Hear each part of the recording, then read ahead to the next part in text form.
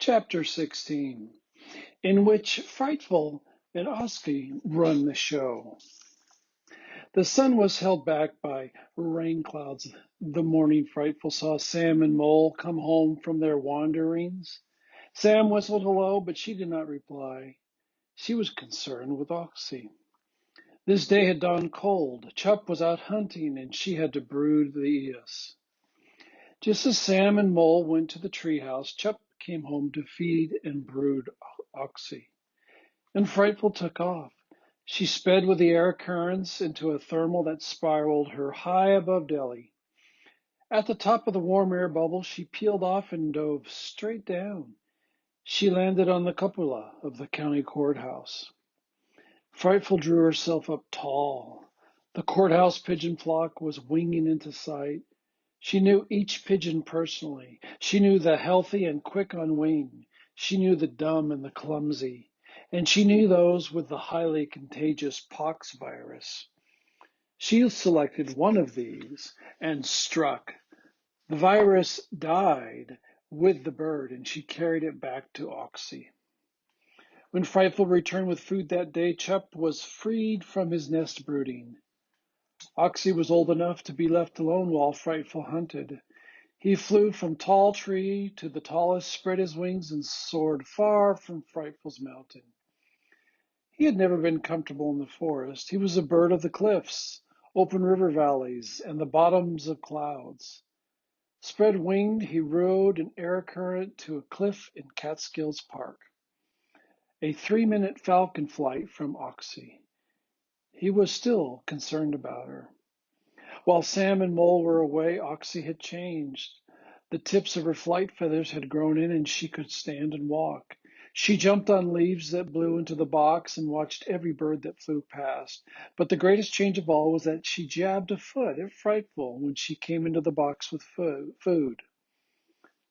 Chup returned to the box one day to find no food at the eyrie.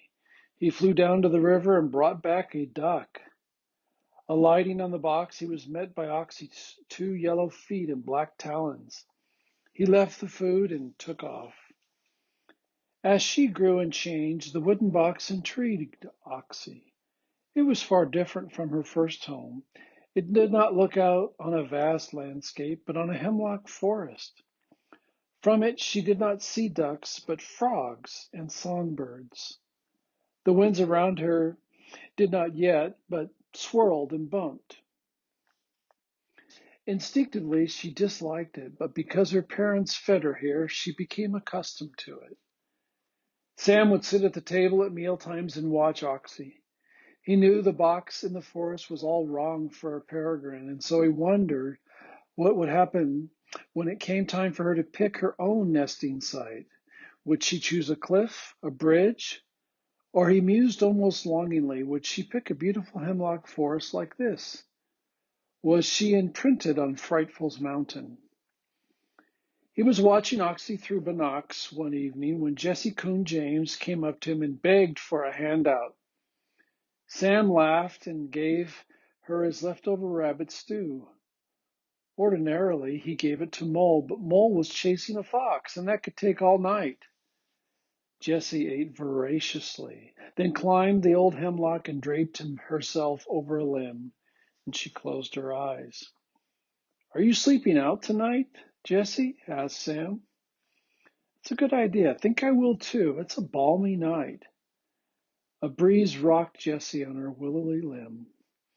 Sam spread his deerskin sleeping bag on the big stone table, and after completing his chores and writing in his journal, he lay down and watched the stars come out. Sam listened to the night sounds. A screech owl awoke and called. The barred owl by the mill house hooted, and from far away he heard the lugubrious voice of Moles reporting his progress in a game of Catch the Fox, a game both animals thoroughly enjoyed. After Mole found the scent and began the chase, the fox took great pleasure in tricking him. When Mole got too close, the fox would splash into a stream and wash away his trail, or he would sit in a scented wintergreen patch and watch Mole run right past him. Sometimes he fooled Mole by running the tops of fences or turning around and going back over his own trail. Before dawn, they both understood the game ended. The fox would slip into his den and Mole would go home panting happily. This night it was Jesse Coons James who had the game plan. When Sam was asleep, she stole down the tree and circled Baron Weasel's den. Moving quietly, she swam across the mill pond to the sluice and climbed up the wall. The shale bricks made perfect hand and footholds. She was headed for the roof, but was stopped by the overhang. She backed down and tried climbing the down mountainside of the mill house. Again, she was turned back by the overhang. While she puzzled, Oxy slept, Frightful slept, Sam slept, and Mole ran the top of an old stone fence following the fox. Jessie Coon James was not defeated. She walked to the up mountain side of the mill house. She climbed again, and this time she reached the stovepipe. It was metal and slippery, but was braced with steel bands. She caught a band with one front claw and was able to grab the overhang with her hind feet and, scratching hard on the shakes, pull herself up onto the roof. Oxy awoke. It was dark. She could not see, but she could hear. Something was coming her way. She felt fear for the first time and backed into the corner of the box. Jessie could see as well in the dark and as she could in daylight. She approached the box, hooked 8 front claws onto the rim board, and pulled herself in. Oxy threw up both feet and sank her talons into the enemy. Jessie yiped a blood-curdling scream, jumped back, fell, and slid down the roof, clutching with her claws. Frightful awoke. Oxy was in trouble. She heard but could not see. She sat still. Sam awoke. He heard Oxy screaming and dashed to the mill house just as Jessie came tumbling down the roof. Sam caught her before she fell. Jessie's snarls so alarmed Frightful that despite the darkness she flew for the nest box. She struck the mill house roof with a crash, spread out her wings, and lay still. Sam saw her hit. He climbed to the roof and, taking a grip on the wooden shakes with one hand, grabbed Frightful by both feet with the other. She hung head down, quietly, as Sam thrust her into the box. He climbed to the ground and waited. With Oxy beside her, Frightful shook her feathers and sat quietly. Oxy did not jab her. Sam listened. No sounds of distress came from the box. Phew, he said, and was about to step on Jessie in the dark when she snarled. Jessie, what do I do now? He asked the raccoon in exasperation. No matter where I put Frightful and Oxy, in a tree or in a roof, you can get to them. A silent gray missile sped out of the forest. The barred owl hit Jessie a one-footed blow on the shoulder and flew up to strike again. Sam picked up the stunned raccoon. The owl dove at them both. Sam ducked and ran up the hill and into his tree home. He put Jessie on the floor and lit the wick in a turtle shell filled with deer fat. Light filled the warm interior of the old tree. It shone on the clay fireplace Sam had built from the riverside clay. It lit up Frightful's falcon hood on a shelf and threw light on the stack of library books. Sam was preparing to take the high school equivalency test. He moved the turtle shell lamp close to Jessie. You've got a mean slash on your shoulder, Jess, he said. He took out his knife and began cutting away the fur from the wound. That was Frightful's chick you were trying to eat, he said. You like Frightful, remember? You never once attacked her, and she never once attacked you. You've got to be friends again. He bandaged the wound with moss and strips of deer hide. Jessie lay in shock. Sam talked on, feeling totally inadequate. Telling a falcon and a raccoon to be friends was almost impossible. But Jessie had already gotten the peace message, not from Sam, but from the birds of prey. They had spoken clearly. The territory around the mill house, at the risk of death, belonged to the owls at night and the falcons by day. Sam stopped talking and picked up his bandaged friend. He carried her to Alice's treehouse to recover out of sight of the birds of prey. As soon as the sun came up, Frightful left Oxy and flew to the big hemlock. Undaunted by the night's scare, Oxy stood up and watched the awakening birds. She was absolutely intrigued by them at this time in her life and remembered every pattern of the flight of each species. Suddenly, she saw Sam's head coming over the edge of the millhouse roof. She lowered her whole body and ran at him. Caw, caw, caw, Oxy warned and jabbed out a foot. Frightful flew down from the tree and landed on the top of the box. She looked at Sam, who had reached the box. Terrible night, wasn't it, old girl? He said. Well, I'm going to fix things. I'm going to get a tall pipe and have Bando solder a metal plate to it. I'll fasten your box to the plate and erect it in the open where the peregrine area ought to be. No raccoon can climb a steel pipe, he said, and your Eos will be safe until she can fly. Caw, caw, caw, caw, caw, caw. Oxy screamed and attacked Sam. When she thrust out her feet, he grabbed them and quickly hooded her. Jesse Coon James is laid up, he said to Frightful, but not the barred owl, and he can and will strike by day. I'm taking your Eos to our tree until the pole's ready. Frightful called Cree once. She did not call Sam by his falcon name. You're getting wilder, Frightful, he said. The bond between us is breaking down. That's good. Good for you, but sad for me. Sam made Oxy comfortable inside the tree, then took the trail to Mrs. Strawberry's farm and her collection of pipes and lumber and wheels and scraps of metal. On the way home, he asked Bando for help, and before the sun set, they had put Oxy unhooded into the nest box and erected pole, box and her in the clearing by the mill pond. The box now had a perch where Frightful could drop food without getting jabbed. They stood back and admired their work. It's getting late, Sam said when the job was done. Aren't you worried about Zella? No, Bando said. I've got a little gadget in my pocket called a cell phone. Zella will call if she feels any contractions. Wow, said Sam, remarking on Zella and the telephone. Oxy waited out on the porch and cacked angrily. Neat bird, said Bando, grinning. She really is, said Sam, and smiled broadly. She does seem a little accident-prone, Bando remarked. It's been one crisis after another for that bird. Yeah, Sam mused. Only 3 out of 10 birds live long enough to raise their own young. Seems, Bando said, she must be one of those 3. She somehow survived all the hazards of her first 40 days. Sam nodded as he gripped the pole to see if it was firmly planted. I'd like to see a raccoon scale that, he said. Looks Jessie-proof to me, said Bando. Do you realize this is the little Eos's 4th nest site? Sam said.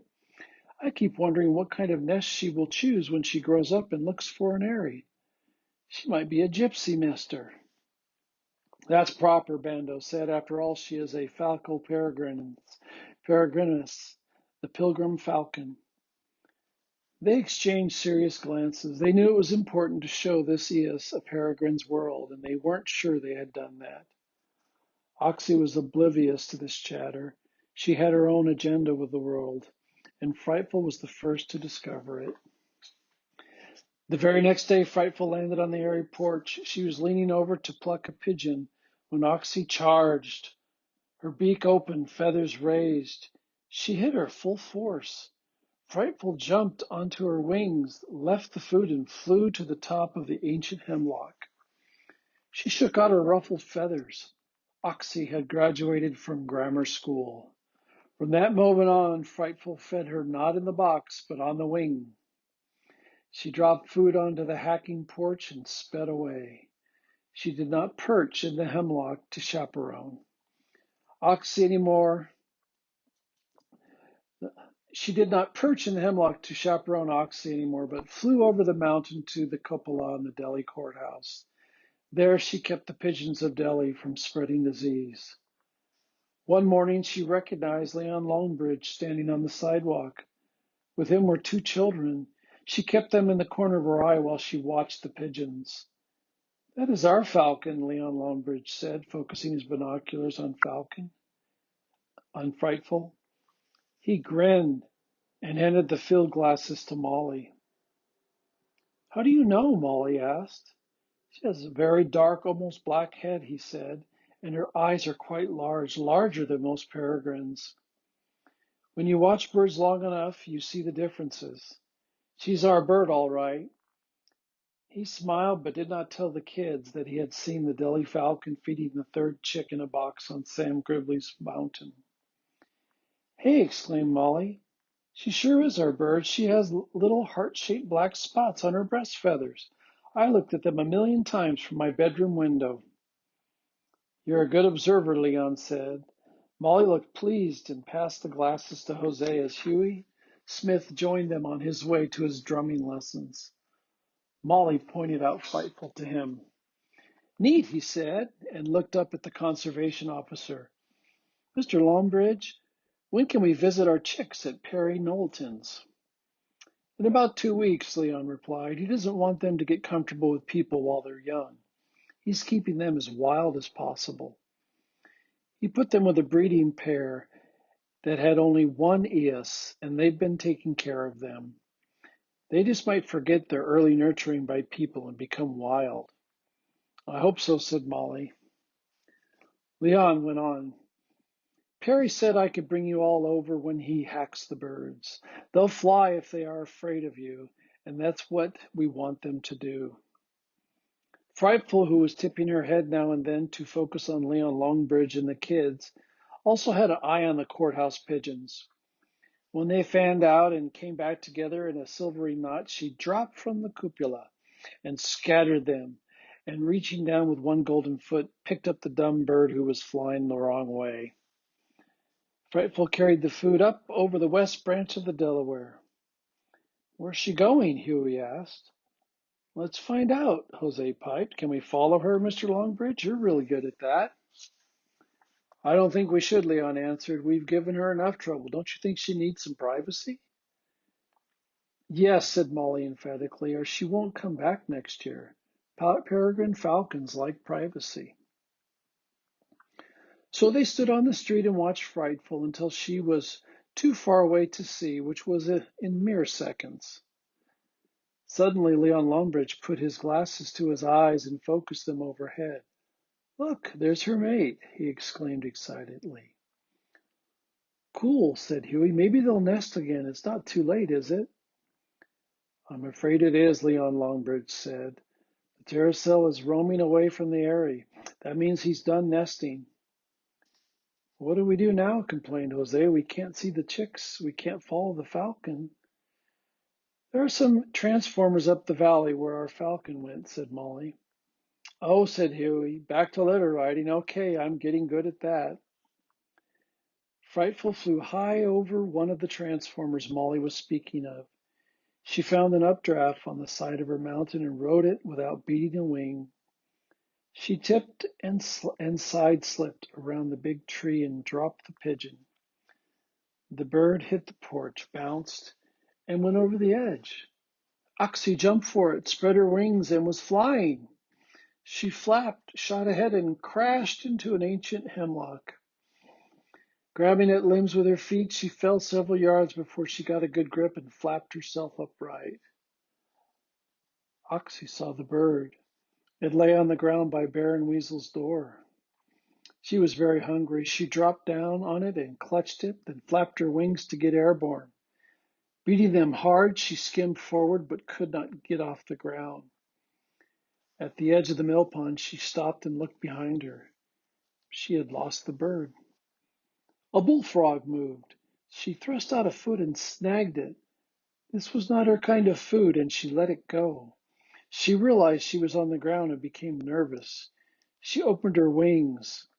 There was no breeze to give her lift. Frightful's mountain was a poor place to get airborne. She ran, wings open, pantaloons fluttering, and jumped up onto the stone table. She sensed a silence around her. Mole was asleep on Sam's bed in the tree. Jesse was down at Peaks Brook. Baron Weasel was in his burrow.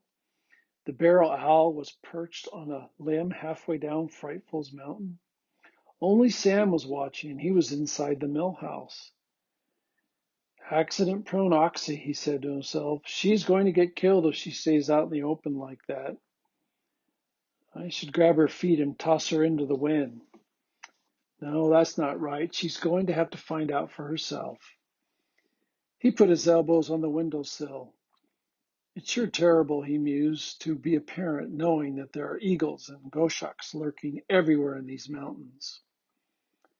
Sam stood still and watched. Oxy remained on the table. She was uncomfortable there. Once more she spread her wings, and once more she got no lift. There was no wind to help her fly.